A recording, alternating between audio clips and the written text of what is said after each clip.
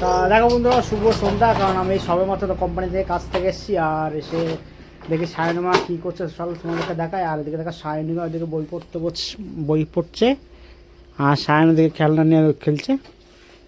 সায়ন তুমি কী করছো বাবা? খেলনা নিয়ে খেলছে। আর চলো সায়নের মা কী করছে চলো তোমাদেরকে দেখাই। আর এইদিকে দেখো সায়নের মা দেখি পিঠে করার জন্য বাড়িতে এসে দেখি দেখো ওইদিকে গোলাপ করছে, মানে তেল পিঠা করবে। এদিকে করব তেল পিঠে আর করব পাটিসাপটা। তো হচ্ছে গিয়ে যেহেতু ও বাড়ি ছিল না, যার কারণে আমি তো এগুলো সব করেছি কিন্তু দেখাতে পারলাম না। তো এখন পিঠেটা করব। আর আমি তেল পিঠে করার জন্য ময়দা এবং চালের গুঁড়ো, আর তার সাথে নিয়েছি চিনি, আর নিয়েছি দুধ দিয়েই গুলিয়েছি। ঠিক আছে, কিন্তু তোমাদের দেখাতে পারলাম না। আমি গুলিয়ে কিছুক্ষণ ভিজিয়ে রেখেছিলাম, যেহেতু চালের গুঁড়োটা হচ্ছে কলের গুঁড়ো, যার কারণে। আর চালের গুঁড়ো দিয়ে তেলপিঠেটা করলে ভালোই লাগে খেতে। আমরা তো অনেকে ময়দা দিয়ে তেলপিঠে বানাই, তো চালের গুঁড়ো তেলপিঠে মিক্সড করে বানালে আরও বেশি সুন্দর হয়। তো আজকে আমি সেরকমভাবেই করব। চলো বন্ধুরা দেখাই। হয়ে গেছে, আর কড়াইটা কিন্তু অনেকটা পুরনো কড়াই, একদম মানে পুড়তে কড়াইটার কালার একদম হয়ে গেছে। আর কথা বলতে বলতে দিয়ে দিলাম তেলটা। ও কাজ দিয়ে আসার সময় আমার বাপের বাড়ির ওখান থেকেই আসে, তো আসার সময় মা কতগুলো পিঠে পাঠিয়েছে। দেখো, মা পাঠিয়েছে হচ্ছে কাস্তে বড়া, যার এর অনেকগুলো নাম আছে, যেমন বলে সাজের পিঠে, তেমন কাস্তে বড়া। আর বড়াগুলো দেখো কত সুন্দর নরম তুলতুল করছে, দেখতেই পাচ্ছ। আর এই কাস্তে বড়া করেছে। আর জানি না আমি আর বাটিতেও কি দিয়েছে। এদিকে আবার হলুদ লঙ্কাও দিয়ে দিয়েছিল বাটির মধ্যে, যেহেতু পিঠে বলে কথা। আর এদিকে দুধে ভিজিয়েছে। এদিকে পিঠে কি করেছে আমি জানি না, আমি টিমিকারিটা খুলে দেখি। আর এই দেখো বন্ধুরা, সাজের পিঠে, ওটাকে দুধে ভিজিয়েছে আর খুব সুন্দর লাগছে। আমি তেল পিঠেটা একদম গোলাটা একদম রেডি হয়ে গেছে, আর আমি এখন তেলের উপরে দিয়ে দেবো। তেলটাও পরিমাণ মতন গরম হয়ে গেছে।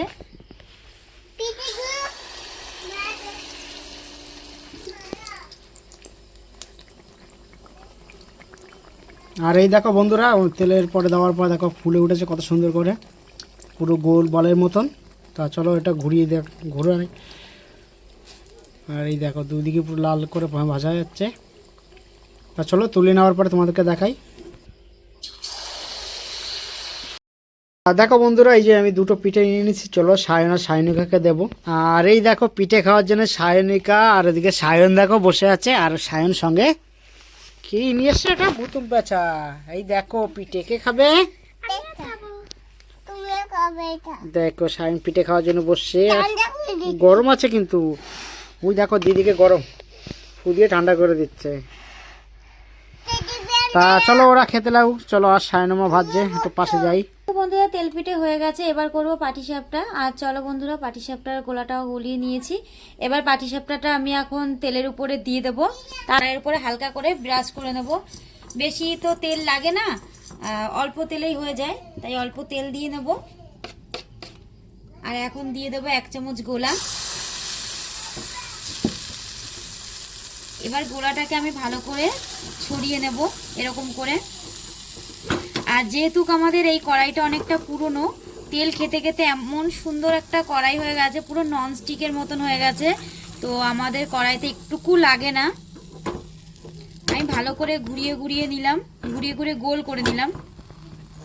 দেখো বন্ধুরা, আমি তো গোল করে নিয়েছি। আর এবার দিয়ে দেবো নারকেলের পুরটা।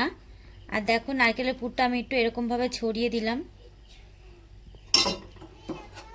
এবার আমি এটাকে মুড়বো। আর এই দেখো কত সুন্দরভাবে পাল্টে যাচ্ছে, দেখেছো বন্ধুরা? মানে এটাকে আমার একটুকু লাগছে না। আর এই দেখো একদম পাটিসাপটা পুরো একদম ডিমে যেরকম অমলেট করলে যেরকম হয়, কত সুন্দর হয়ে গেছে। এই দেখো, এবার এই পাটিসাপটার উপরে আমি হালকা করে একটু ব্রাশ করে দেব। ব্রাশ করে আমি উল্টে নেব। এপাশেও সেই আগের মতনই করে দেব। আর আমি একটু নারকেলের পুরটা বেশি দিচ্ছি, যার কারণে নারকেলের পুরটা একটু বেশি হয়ে যাচ্ছে। আর বেশি দিলে পরে জানোই তো ভালো লাগে।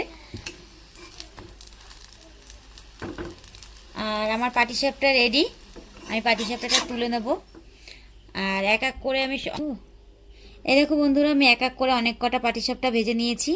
এবার সব পাটিসাপটা তৈরি করে তোমাদের দেখাচ্ছি। এই দেখো বন্ধুরা, আমি পাটিসাপটা নিয়ে নিচ্ছি। আর পাটিসাপটা তো আমার প্রায় খাওয়া হয়ে গেছে। আর এদিকে থালা ভর্তিও পাটিসাপটা এবং তেলপিঠে রয়েছে। তো আমাদের এই পাটিসাপটা এবং তেলপিঠের ভিডিওটা তোমাদের কেমন লাগলো, রান্নার রেসিপিটা? যদি তোমাদের পাটিসাপটা এবং তেলপিঠের রান্নার রেসিপিটা তোমাদের ভালো লেগে থাকে তো লাইক কমেন্ট শেয়ার করে দিও। আর সাবস্ক্রাইব করে পাশের বেল আইকনটি টিপে দিয়ে আমাদের সাথে থেকো। আজকের মতো